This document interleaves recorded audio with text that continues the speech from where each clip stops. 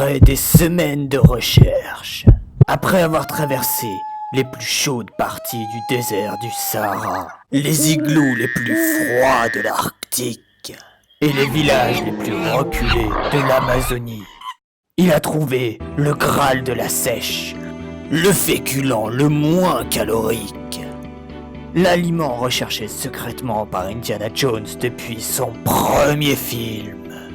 Enfin ça, c'est ce qu'il m'a demandé de vous raconter.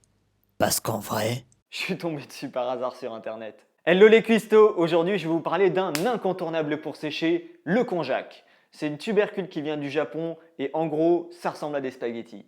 Allez, encore un aliment introuvable! Eh ben non, même pas. Vous pouvez soit le trouver dans la plupart des rayons régime des supermarchés, soit dans les épiceries asiatiques. Et attention, c'est pas parce que vous êtes au chinois que c'est une excuse pour vous jeter sur les nems. On le trouve sous deux formes. Les gélules coupe-faim, dont je suis pas spécialement fan, et les pâtes, et c'est ça qui va nous intéresser.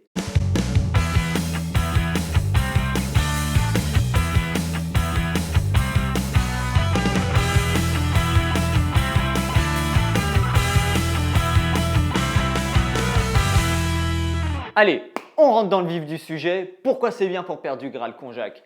Déjà, son gros point fort, c'est que c'est plus de 10 fois moins calorique que les pâtes ou le riz à poids égal, même si ça y ressemble beaucoup. Rien qu'avec ça déjà, on est pas mal. Mais si c'est juste parce que c'est peu calorique, pourquoi pas prendre des poivrons, vous allez me dire? Eh bah parce que même après avoir mangé 200 grammes de poivrons, on a encore faim. Alors que le konjac est super rassasiant. Mais pourquoi est-ce qu'il rassasie plus vite? Il rassasie plus vite parce qu'il gonfle dans l'estomac. C'est à la fois son gros point fort et son principal point faible. Mais bon, son point faible ça, on le verra un petit peu plus tard. Il contient des lucomananes. C'est des fibres alimentaires qui ont comme principale propriété d'absorber beaucoup d'eau et du coup, elles gonflent en absorbant de l'eau et elles remplissent l'estomac beaucoup plus vite. Malin, non?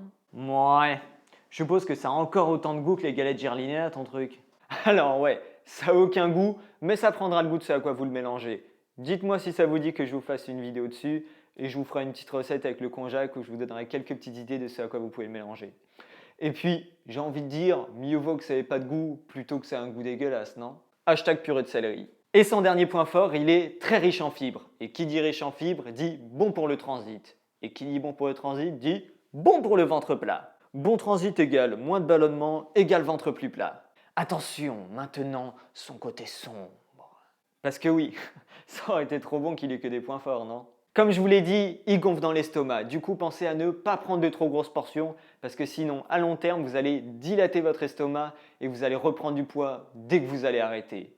Mais bon, après, pas d'inquiétude, les Japonais en mangent depuis des millénaires tout le temps et ils ne sont pas spécialement connus pour être gros. Alors que quelque chose me dit que l'Américain moyen, il doit pas en manger très souvent.